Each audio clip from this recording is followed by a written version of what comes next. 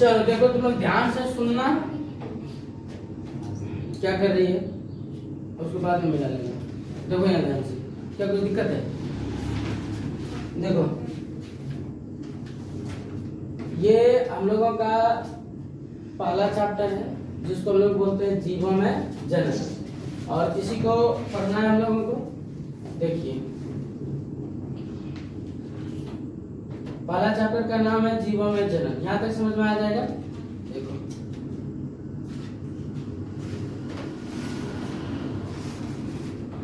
देखो ये चैप्टर जो है इसको बोलते हैं हम लोग इंग्लिश में रिप्रोडक्शन इन ऑर्गेनिज्म, मतलब जीवों में जन्म। कोई ना तो कलम छुएगा ना तो कॉपी खोलेगा, शांतिपूर्वक यहाँ देखेगा, जब बोलेंगे कि लिख लो तब लिखना, ठीक। अभी से शांति से केवल सुनते जाना, पूरा चीज आप लोग को क्लियर होते जाएगा।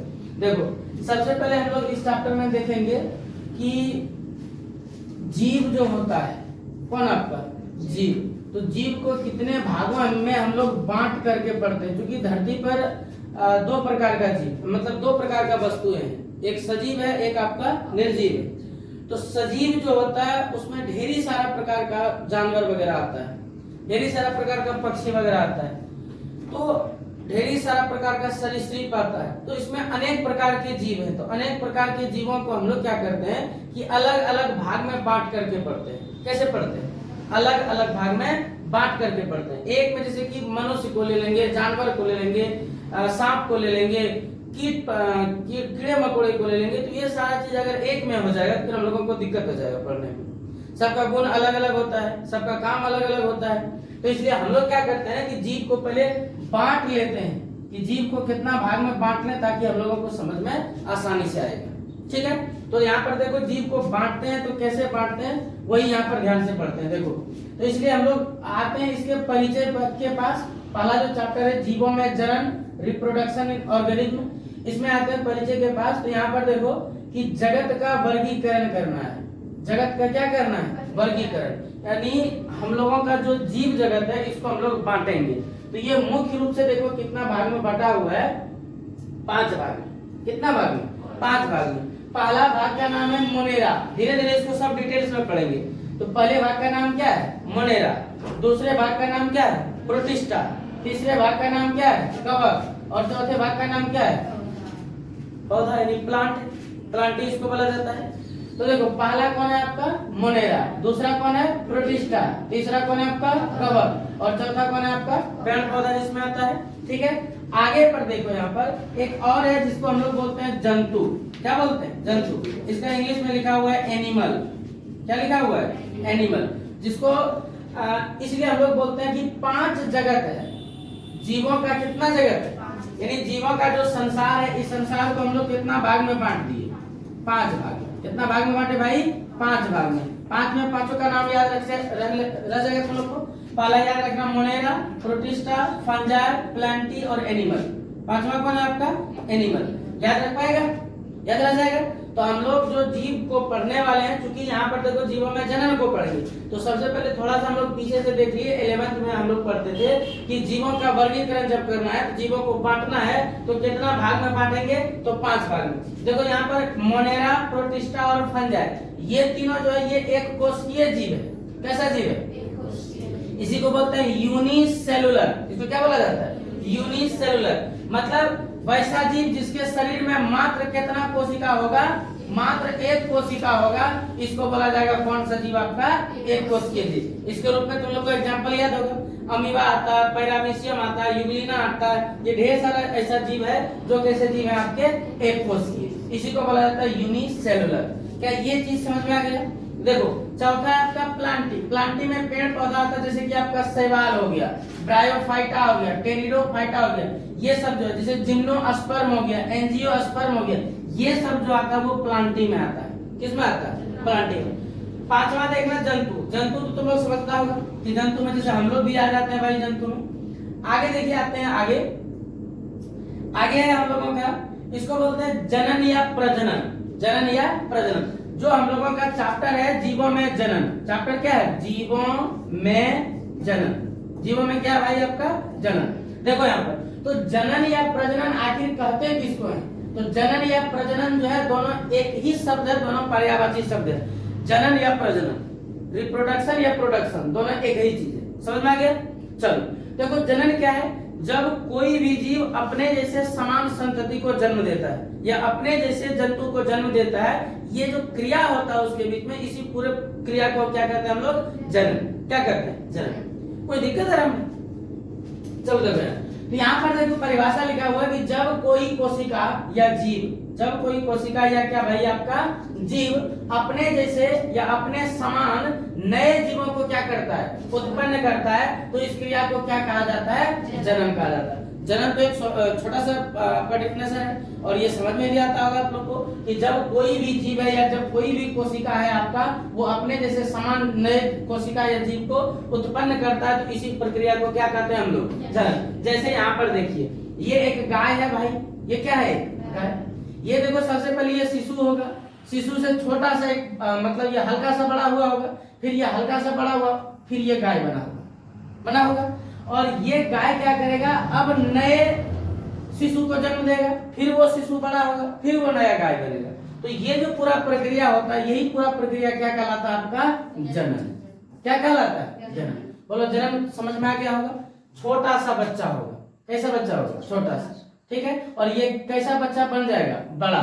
तो इसमें क्या होगा, ये छोटे से थोड़ा सा शिशु का रूप लेगा, फिर ये हल्का व्यस्त मतलब हल्का यंग होगा, उसके बाद ये पूरा यंग हो जाएगा, फिर वो मर जाएगा।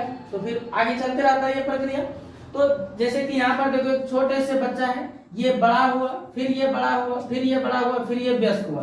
तो ये छोटा सा बच्चा ये यहाँ तक आ गया, इसके बाद मृत्यु हो जाएगा इसका, इसके बाद क्या हो जाएगा, मृत्यु हो जाएगा। तो यहाँ पर जब ये यंग अवस्था में था, इस अवस्था में था, यहाँ पर ये जनन करने के लिए तत्पर रहता है, जनन के लिए परिपक्व हो जाता है, यहाँ पर ये जनन करता है। बात समझ में आ जाएगा। अच्छा देखो इस फिगर का दूसरा भी मतलब है, उसके बाद आगे फिर से हम तुमको बताते हैं, तुम लोग को बताते हैं। देखो यहाँ जनन बोला जाता है किसको भाई, कि जब कोई कोशिका या जीव अपने जैसे समान जीवों को उत्पन्न करता है, तो उसको क्या कह लेंगे हम लोग, जनन। अच्छा बोला कि जनन के कारण जीवों की पीढ़ियां निरंतर आती जाती रहती है। अच्छा एक बात बताओ कि जब जनन नहीं होता, एक बच्चा था ये, और ये धीरे धीरे बूढ़ा आ जाता, बूढ़ा होने के बाद बोलो ये क्या आ जाता, आपका मर जाता कि नहीं मर जाता, ये मृत्यु को प्राप्त करता, हाँ या नहीं बोलो। जब ये मर जाता तो बोलो इसका तो अंत हो जाता, इस जाति का, मानव जाति का धीरे धीरे क्या हो जाता, अंत हो जाता। मतलब जनन ही नहीं होता तो जाति क्या हो जाता है, अंत। किसी भी चीज का ले लो, जैसे मान लो कि कौवा है, और कौवा अगर जनन नहीं करे तो बोलो क्या कौवा एक समय के बाद दिखेगा पृथ्वी पर, नहीं दिखेगा। तो अगर आपसे पूछे कि जनन क्यों जरूरी है, इस पॉइंट को याद रखना कि जनन के कारण जीवों की पीढ़ियां निरंतर क्या रहती है, आते जाती रहती है, यानी कि नया जो है उसका पीढ़ी आते रहता है, पिछला जाते रहता है, नया आगे आते रहता है, पिछला जाते रहता है। यहाँ पर उदाहरण के लिए देखियो, देख लेना कि गाय, भैंस, कुत्ता, चूहा इत्यादि ये सारा का सारा क्या करता भाई, आपका जनन करता। तो जनन मुख्य रूप से वो करते हैं जो कि आपके जीव होते हैं। जो कौन होते हैं आपके, जीव। क्या निर्जीव भी जनन कर सकता है भाई, नहीं। तो जनन कौन करता है, आपका जीव करता है। क्या यहाँ तक मेरा बात समझ में आ गया। देखो आगे आपका जीवन अवधि, इसको इंग्लिश में बोलते हैं लाइफ स्पैन। इसको क्या बोलते हैं, लाइफ स्पैन। देखो इसी से लेकर के ये फोटो बनाया गया है। लाइफ स्पैन क्या है, जैसे ये जन्म लिया, ये जन्म लिया यहाँ पर, ठीक है। इसके बाद देखो ये तीर उल्टा हो गया, ये देखो इधर पहले छोटा होगा, उससे भी ये पहले छोटा होगा, उससे भी ये यहाँ पर होगा, और यहाँ से ये यहाँ पर डायरेक्ट नहीं गया है, ये तीन अवस्था से गुजर के गया है। ये भ्रूण अवस्था जिसको हम लोग बोलते हैं जाइगोट बोल सकते हैं। इसको क्या बोल सकते हैं, जाइगोट। ये माँ के गर्भ में होता है। कहाँ पर होता है, माँ के गर्भ में। ये माँ के गर्भ में रहता है, माँ के गर्भ से ये बाहर हुआ, तो ये शिशु का रूप ले लिया भाई, और शिशु से थोड़ा सा ये आपका व्यस्त हुआ, हल्का व्यस्त हुआ, और इसके बाद ये पूर्ण व्यस्त हुआ। तो यहाँ से लेकर के यहाँ तक है, इसके बाद ये मृत्यु को प्राप्त करेगा। धरती पर जो भी चीज जन्म लिया है वो मर जाएगा, मरेगा कि नहीं मरेगा। लोहा कितना कठोर है, लोहा क्या है, कठोर, लेकिन उसको धीरे धीरे पानी और हवा क्या करता है, मार करके खत्म कर देता है। जंग जैसे लगा, लोहा किसी काम का नहीं रहता है। तो उसी प्रकार भाई याद रखना कि ये शिशु जन्म लिया, बड़ा हुआ, फिर व्यस्त हुआ, फिर मृत्यु को प्राप्त करेगा। तो जन्म से लेकर के यहाँ तक जब अपने आप मरेगा ये, यानी प्राकृतिक रूप से मरेगा। कैसे मरेगा ये, प्राकृतिक रूप से जब इसको मृत्यु प्राप्त होगा, तो इस पूरे समय में जितना इन्होंने जीवन जिया, इसी को हम लोग क्या कहते हैं भाई, जीवन अवधि। क्या कहते हैं इसको, जीवन अवधि। देखो तो इसी को बोला जाता है लाइफ स्पैन। इसको क्या बोला जाता है? लाइफ स्पैन इंग्लिश में बोला जाता है। अब बोलो जीवन अवधि तुम लोग समझ गया है या नहीं? समझ गया? चलो अब देखो, अब आगे बढ़ते हैं। बोला कि किसी जीव को जन्म से लेकर उसके प्राकृतिक मृत्यु तक के बीच के काल को हम लोग क्या कहा करते हैं? जीवन अवधि। और जीवन अवधि पर जीव के आकार एवं संरचना का कोई प्रभाव नहीं पड़ता। अच्छा, ऐसा कोई बात है कि मान लो कि ये एक आदमी है इधर, जैसे मान लेते हैं कि ये एक आदमी है, ठीक है, और एक ये इधर आदमी है।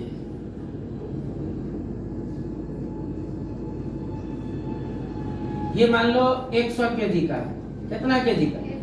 और ये मान लो कि 10 केजी का है। अब बताओ, कोई बता सकता है कि 100 केजी होने की वजह से ये 100 साल जिएगा? और ऐसा बात है कि 10 केजी होने के बाद 2 साल में मर जाएगा ये? तो बोलो, आकार, संरचना, वेट, वजन ये सब निर्भर नहीं करता है किस पर? मृत्यु पर। इस सब से कोई मतलब नहीं होता है। मतलब उसका जो है जीवन का समय उतने में वो मर जाएगा, चाहे वो 100 किलो का है या 500 किलो का है, उससे कोई फर्क पड़ता नहीं।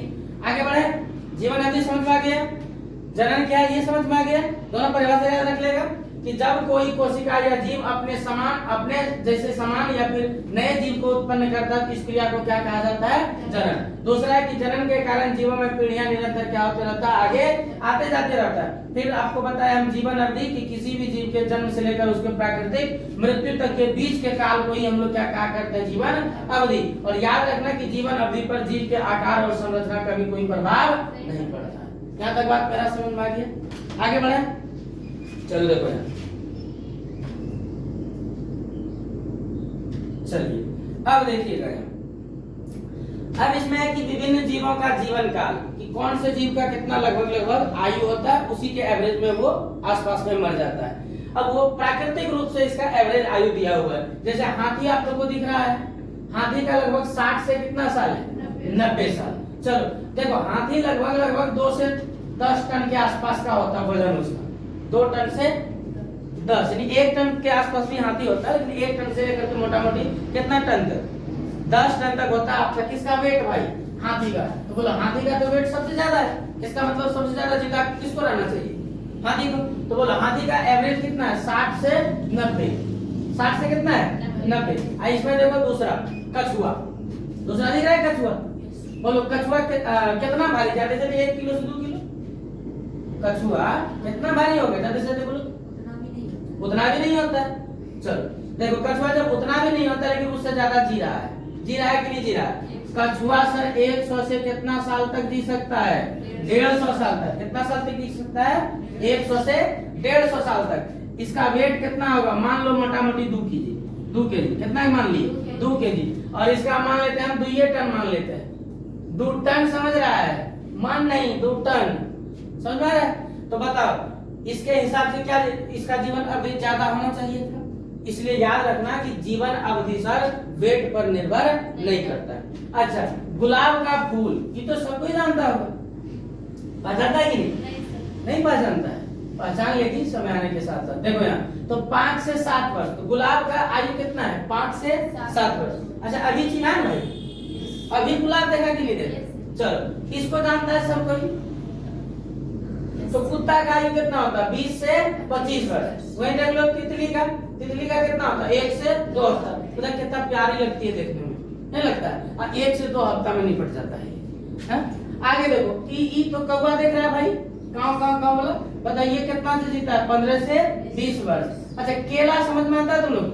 केला का गाछ कितना वर्ष तक जी सकता है? 25 वर्ष तक लगभग। कितना वर्ष तक? 25 वर्ष तक लगभग जी सकता है। लेकिन इतना जीता है क्या? काट के उसको उल्टा देता है। एक बार केला लगा, काट के हटा दिया। अच्छा, फल मधुमक्खी देखा? ये मक्खी देखा ये वाला, इसी को बोलते हैं मधुमक्खी। इसको क्या बोलते हैं? तो मधुमक्खी का आयु कितना है? 40 से 50। मतलब 1 से 1.25 महीना में ये भी निपट जाता है। समझ में आ रहा है? कोई दिक्कत है? तो कुछ दिक्कत है कि पूरा उदास हो गया, दूसरा साइलेंट मोड में चल गया। देखो गाय तो सब कोई जानता है भाई, इसका आयु बताओ 20 से 25 वर्ष। तोता 140 वर्ष। सबसे मस्त जीवन इसी का है कि जो तोता आजाद है, जो तोता क्या है, आजाद है, वो आजाद है। और जो तोता पिंजड़ा में है, ठीक है, उसका जीवन नरक से भी खराब है कि नहीं। जी रहा है कितना ही बेचारा, 140 वर्ष। और जब इसको कोई पिंजरा में कैद कर देता है, इसको लगता है कि कल हमको मृत्यु दे दे भगवान तो ठीक रहेगा। ऐसे आयु कितना, अब बताओ पिंजरा में 140 वर्ष काटना, अगर तुम लोग को इस रूम में हम बंद कर दे 5 दिन के लिए, तुम लोग आग पका करके छटपटाएगा नहीं, लेकिन इसको कितना दिन तक बंद रहना पड़ता। अच्छा मान लो 40 वर्ष हटाओ, तो ये 100 वर्ष अगर कोई तोता कैद रह गया, हमको लगता है वो मतलब सोच से पहले मर जाएगा। मरेगा कि नहीं मरेगा। चलो आगे, इसको जानता है, इसको मगरमच्छ, इसका आयु बताओ कितना है, 60 वर्ष। ठीक ठाक है। देखो ये घोड़ा देख रहा है, ये कितना है भाई, इसको भी परेशान कर देता लोग, ना कर देता है। चलो इसके ऊपर बैठ करके दौड़ता है, इसको दौड़ना पड़ता है। धान तो जानता होगा भाई, 3 से कितना महीना, अभी धान का सीजन भी है। बरगद का पेड़, बरगद का पेड़ सबसे ज्यादा कितना, 200 वर्ष। कितना वर्ष। चलो आगे बढ़े हम लोग, देखिए आगे देखो है मनुष्य का औसत जीवन काल। किसका औसत जीवन काल, मनुष्य का। भाई मनुष्य का औसत जीवन काल कितना है, और इसी 70 साल में जितना उससे हद तक अन्याय हो सकता है वो करके जाता है। जितना उससे अन्याय हो सके, चाहे लोग का मर्डर कर दे, लोग को मार दे, गाली दे दे, छीन ले, जमीन खरीद ले, ताजमहल बना ले, इसी में सब उसका सिमट जाता है, फिर भी इतना अन्याय करता है। देखो उसके बाद देखते हैं हम लोग मनुष्य का औसत जीवन काल कितना है, लेकिन अधिकतम जीवन काल इसका कितना है, 120 वर्ष। 120 वर्ष तो हम लोग भी नहीं जी पाएंगे। जी पाएंगे हम लोग एकदम छुच्छे यूरिया फांकते हैं, जैसे चीनी लोग ने फांकता है, वैसे किसको फांक रहे हैं, यूरिया। यूरिया समझ में आता है आप लोग, अरे यूरिया नहीं समझते हैं, खाद उर्वरक वाला जो बोरा लेके जाते हैं वही नहीं खा रहे हैं हम लोग।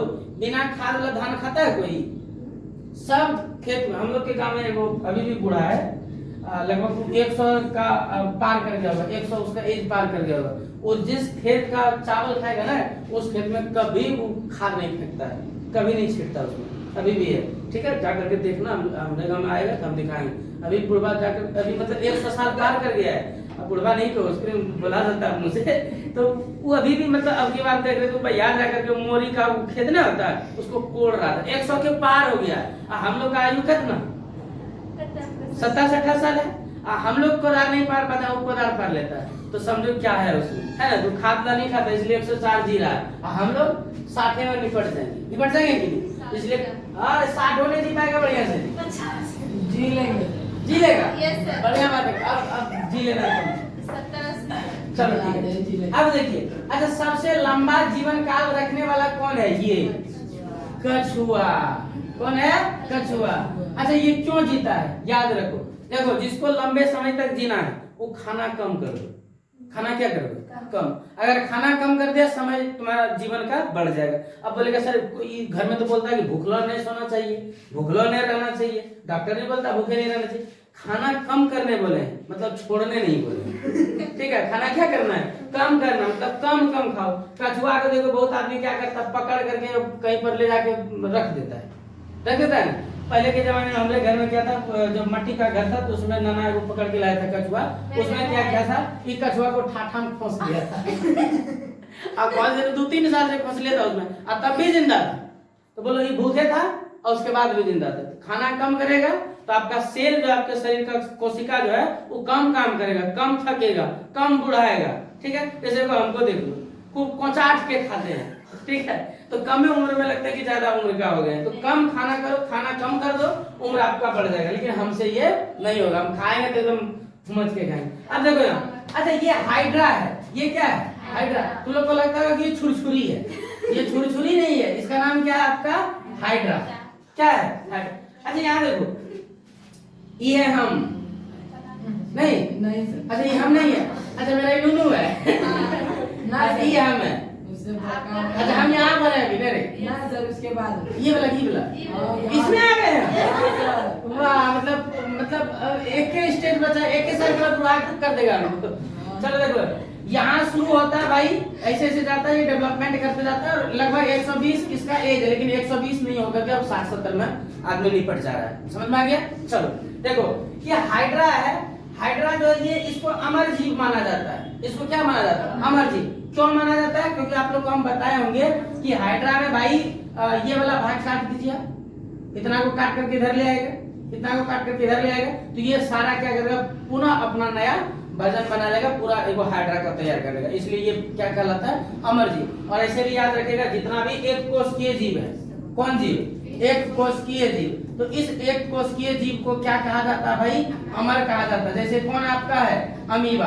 कौन है आपका? अमीबा। अमीबा मरता है क्या? नहीं, ये अमीबा है, ये परिपक्व हो गया, ये दो भागों में बट गया, एक इधर अमीबा, एक इधर अमीबा, ये मरा ही नहीं, दो भागों में बट गया, तो ये तो जिंदे न रह गया जी, अमर इसलिए कहलाता है। तो याद रखिएगा, एक कोशिकीय जीव को हम लोग क्या कहते हैं भाई? ये अमर है। तो धरती पर कोई अमर है तो क्या है? तो भगवान से अब जब भी तुम लोग क्या बोलते हैं, कौन सी मांगता है? वरदान। भोला बाबा के पास तो सावन चल रहा है, सोमवार को जाना, और परसों सोमवार है, बोलना हे भोला बाबा हमको अमर नहीं करिए, सीधा बोलेगा तब नहीं भोला बाबा कंफ्यूज हो जाएगा। उसको बोलना हे भोला बाबा हमको जो है एक कोशिकीय जीव बना दीजिए तो बस सीधा अपने आप ऑटोमेटिक क्या हो जाएगा तुम लोग? किसको अमर होना बता? बना किसी को? चलो हो भी नहीं पाएगा। चलो आगे बढ़े।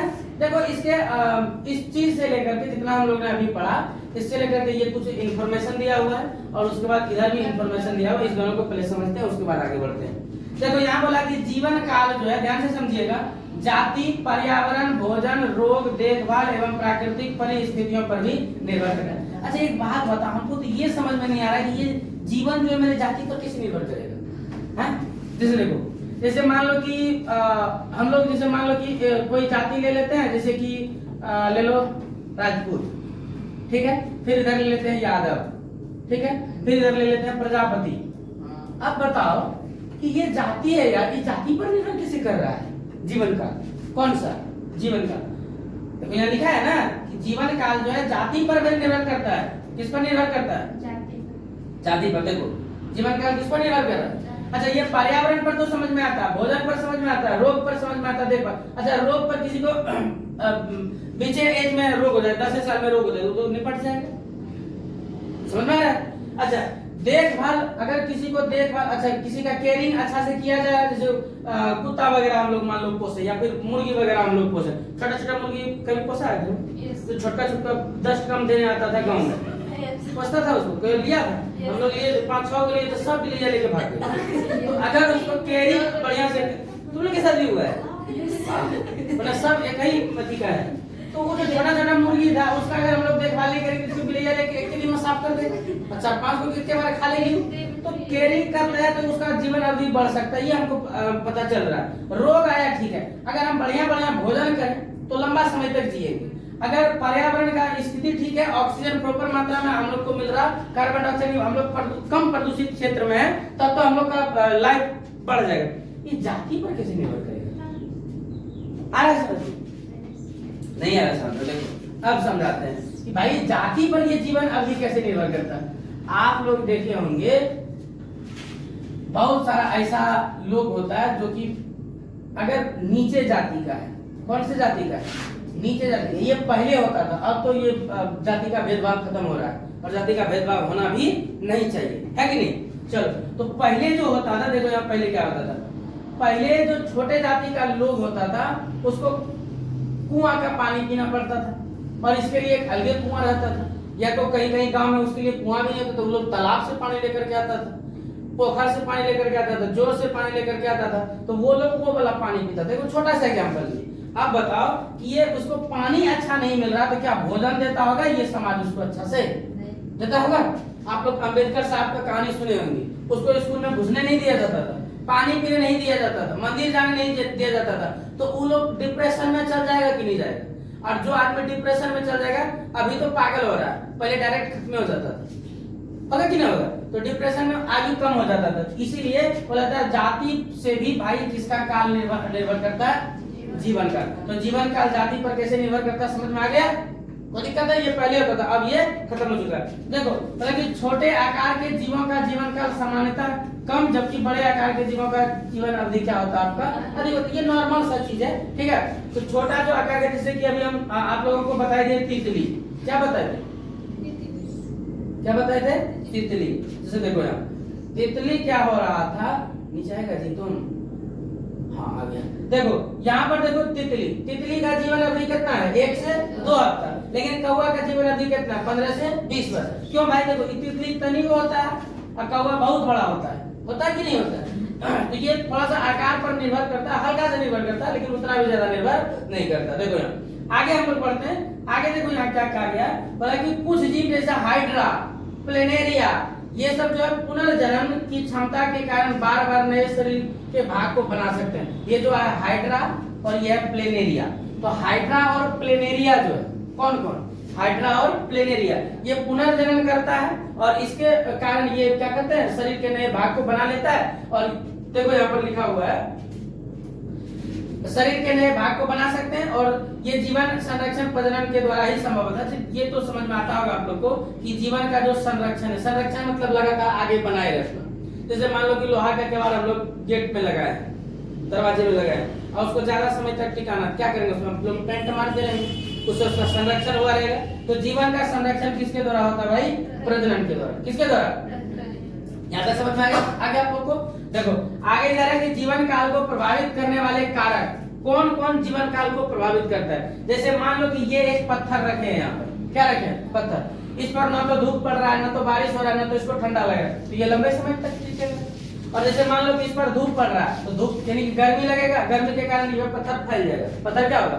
फैल जाएगा। फिर बारिश होगा, फिर ठंडा का समय आएगा, ठंडा ऋतु आएगा, तो उस समय क्या होगा, ये सिकुड़ेगा, तो फैलेगा सिकुड़ेगा, फैलेगा सिकुड़ेगा, फैलेगा सिकुड़ेगा। इस तरह में पत्थर क्या होगा, एक ऐसा समय आएगा, 1000 साल ऐसा आएगा, 1000 2000 3000 वर्ष बाद ऐसा समय आएगा कि ये पत्थर ऑटोमेटिक क्या होगा, टूट जाएगा। क्या हो जाएगा, जैसे भारत का सबसे प्राचीनतम पर्वत कौन है, अरावली, कौन है आपका, अरावली। देखो अरावली का ऊंचाई पहले बहुत ज्यादा था, अब धीरे धीरे धीरे धीरे धीरे क्या हो रहा है, खत्म हो रहा है, पत्थर टूट रहा है, चूर चूर हो रहा है। तो ये पत्थर है, तो पत्थर का आयु बोलो निर्भर कर रहा है तापमान पर, हाँ या नहीं, जलवायु के पास, जलवायु के पास जलवायु यानी कि कभी ठंडा का समय आ गया, कभी बारिश का समय आ गया, इसी को हम लोग जलवायु बोलते हैं। तो जलवायु पर भी निर्भर करता है किसी का आयु, और पर्यावरण के तापमान पर भी और जलवायु दोनों पर निर्भर करता है किसी का जीवन काल। समझ में आ रहा है, कोई दिक्कत है। देखो अच्छा, इसका एक आसान सा एग्जांपल देते हैं। कोई मान लो बूढ़ा है, और तुम लोग सुना होगा कि ठंडी के दिन में बूढ़ा ज्यादा खत्म होता है, पता है कि नहीं होता है। तो ठंडी के दिन में क्यों खत्म हो रहा है, जलवायु परिवर्तित होता है। जैसे जलवायु परिवर्तित मैंने ठंडा आया, तो ठंडा में बूढ़ा को क्या कर दिया, निपटा दिया। अरे हम लोग भी बूढ़ा होंगे एक दिन, होंगे ना, हम लोग को भी कौन मारने आएगा, ठंडी। तो जब बोलो जीवन का, अच्छा मान लो कि ठंडी नहीं है, तो वो बूढ़ा थोड़ा सा और दिन जी लेता, थोड़ा और दिन जीता कि नहीं जीता। लेकिन जैसे ठंडा आया, मारा घुमस के ठंडी टाइम खत्म। आगे देखो भोजन की उपलब्धता एवं गुणवत्ता। अगर भोजन हम लोगों को प्रॉपर तरीका से मिल रहा है, जिसको भोजन प्रॉपर तरीका से मिलता है, वो देखो हष्ट पुष्ट रहता है, रहता ही नहीं रहता। अब जैसे देखो उसको खाना देता है कि नहीं देता है, खाता है तुझे, तो मसाला कहाँ चल गया पता नहीं। तो अगर उसको बढ़िया सा भोजन मिल रहा है, गुणवत्ता वाला, नहीं उसमें सारा चीज है, उसको बीमारी भी नहीं कुछ होगा। जैसे हम लोग मान लो कि पपीता खाएंगे, दूध खाएंगे, कुछ कहता है जी, छुआड़ा, किशमिश, मुनक्का, बादाम, चना, ये सब पूरा बढ़िया बढ़िया डाइटिंग लेंगे, तो हम लोगों को सारा चीज मिलेगा, प्रोटीन भी मिलेगा। प्रोटीन समझता है तुम लोग, नहीं जानता है, नहीं सुन रहा है, विटामिन नहीं जानता है, वसा, क्या होता है वो कार्बोहाइड्रेट, ये सब तो जानता है। तो ये नहीं जानता तो जान लो। तो ये सब जो है पोषक पदार्थ है किसका, भोजन का। और अगर ये सब आपको प्रचुर मात्रा में मिले तो आपका जीवन काल बढ़ जाएगा, अगर ये प्रचुर मात्रा में नहीं मिले तो आप जल्दी निपट जाइएगा। समझ में आ रहा है। तो इस पर भी निर्भर करता है। अच्छा, रोग एवं परजीवी। रोग समझता है तुम लोग, अगर किसी को रोग नहीं हो तो लंबे समय तक जिएगा, और रोग हो जाता है खत्म हो जाता है। परजीवी क्या होता है, छोटा छोटा जो जीव उस पर अटैक कर देता है। तो शारीरिक संरचना व आनुवांशिक गुण, अगर आपके शरीर का संरचना बढ़िया है, कंस्ट्रक्शन बढ़िया, क्या हुआ इसमें लाइक वाला रखा हुआ कोई दिक्कत, चार्ज खत्म हो गया। देखो शारीरिक संरचना और आनुवांशिक गुण, अगर शारीरिक संरचना आपका ठीक ठाक है और आनुवंशिक जो माता पिता से मिला हुआ है, हेरिडिटी जो डीएनए आपका जीन लेकर के आया है, वो अगर ठीक ठाक है तो फिर आप लंबे समय तक टिकिएगा। ठीक है, आगे देखो, जैसे होता है क्या कि किसी के माता पिता में कोई रोग होता है तो वो रोग उसके संतान में भी चला जाता है और इसी रोग के कारण ईवी जल्दी निपट जाता है, पता है। चलो आगे, मनुष्य द्वारा देखभाल एवं सुरक्षा। मनुष्य अपने शरीर का अगर देखभाल अच्छा से करेगा, अपना सुरक्षा करेगा तो वो लंबे समय तक जिएगा। क्या यहाँ तक समझ में आ गया मेरा बात? आगे बढ़े या इसको यहीं छोड़ दे? पढ़ने में मजा आ रहा है तुम लोगों की नहीं आ रहा? अब आते हैं हम लोग जनन के प्रकार के पास। किसके पास? जनन के प्रकार के पास। जनन दो प्रकार का। जनन कितना प्रकार का? दो प्रकार का। कितना प्रकार का जी? चलो देखो यहाँ, एक है आपका अलैंगिक जनन। एक कौन है आपका? अलैंगिक जनन। और दूसरा कौन है आपका? लैंगिक जनन। देखो यहाँ, दूसरा है आपका अलैंगिक जनन। अलैंगिक जनन को बोलते हैं, सॉरी, लैंगिक जनन इसको बोलते हैं सेक्सुअल रिप्रोडक्शन और अलैंगिक जनन इसको बोलते हैं एसेक्सुअल रिप्रोडक्शन। बोलो यहाँ तक किसी को कोई दिक्कत है? देखो यहाँ पर है अलैंगिक जनन के बारे में थोड़ा सा हम लोग चर्चा कर लेते हैं। अलैंगिक जनन में होता क्या है? जनक जो होता है, जनक बोलते हैं जन्म देने वाले को, जनक का संख्या मात्र कितना होता है? एक। और लैंगिक जनन में इसी जनक का संख्या कितना होता है आपका भाई? दो। कितना होता है? दो।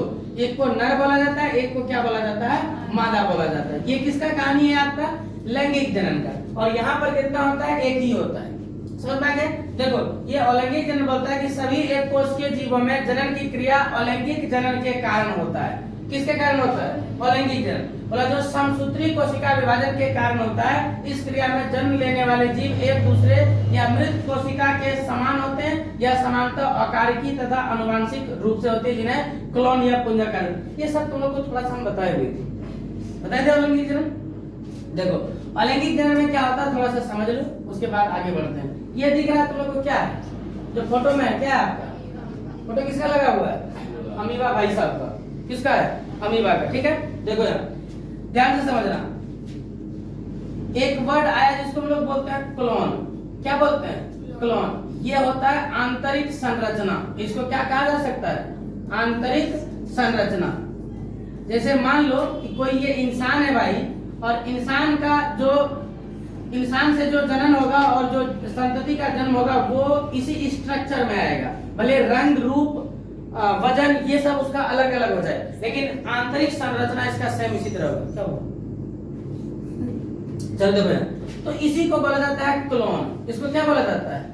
क्लोन। इसको क्या कहा जाता है? क्लोन। तो क्लोन जो होता है इसमें सेम क्लोन का ही ट्रांसफर होता है। किसमें? आपका अलैंगिक जनन। किसमें? आपका अलैंगिक जनन में। अलैंगिक जनन में किसका ट्रांसफर होता है? क्लोन का। किसका होता है? क्लोन का। देखो यार, और साथ में यहाँ पर बोलता है कि समसूत्री कोशिका विभाजन होता है। कौन सा कोशिका विभाजन? समसूत्री कोशिका विभाजन। हम आप लोग को पढ़ाए हुए थे कल शायद। ठीक है, समसूत्री में क्या होता है ध्यान से समझो। जैसे मान लो कि मेरे पास 46 गो क्रोमोसोम है। मनुष्य में जैसे 46 गो ही होता है, तो 46 क्रोमोसोम का हम 46 क्रोमोसोम किसी आने वाले संतति को दे देंगे। शॉर्ट में समझा रहे, फिर कल आपको डिटेल्स में बताएंगे। 46 क्रोमोसोम है और 46 का कॉपी करके हम आपको दे दिए, तो ये हो गया कौन सा कोशिका विभाजन? समसूत्री कोशिका विभाजन। और अगर ये मेरे पास 46 है, हम आपको 23 को का ही कॉपी करके दिए, तो ये हो जाएगा अर्धसूत्री कोशिका विभाजन। कौन कोशिका विभाजन हो जाएगा? अर्धसूत्री कोशिका विभाजन। तो अलैंगिक जनन में आपका कौन सा विभाजन होता है भाई? समसूत्री कोशिका विभाजन। यहाँ तक क्लियर है बात? किसी को कोई दिक्कत है? इसको यही तक रहने देते हैं, फिर आगे हम आपको कल क्लास लगाते हैं। ठीक है, कोई दिक्कत? चलो यहाँ तक तो तुम लोग लिख भी लिया था, लिखा था ना जी। चलो अब आते हैं